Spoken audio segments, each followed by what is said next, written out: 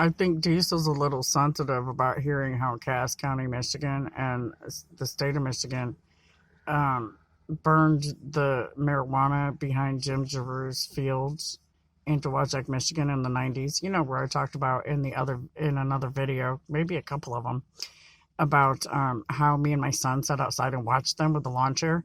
You know, they can't charge me for that because we were on our own property, and what they actually invaded us. How could we escape and we were at home?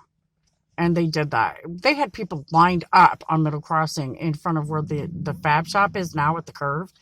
That's where they used to do that at. Anyways, they couldn't charge me for that. That's number one, because they were the ones who provided the marijuana. That would have never have occurred if they wouldn't have been burning pot back there in the first place.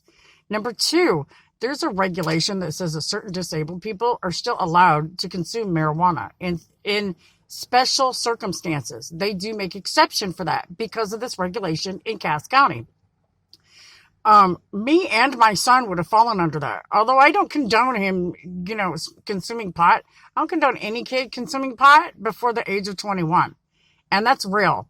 That's also in my dozer, by the way, just so that everybody's aware. I did write that in there because I don't feel that you should consume marijuana like that until your brain is completely developed, because I feel that they need more studies on it. This is real talk now. Anyway, I just wanted that to be put out there. And the main reason I brought it up was because Michigan got mad at me. They used me using pot when it's been prescribed to me as the main reason that they took my daughter.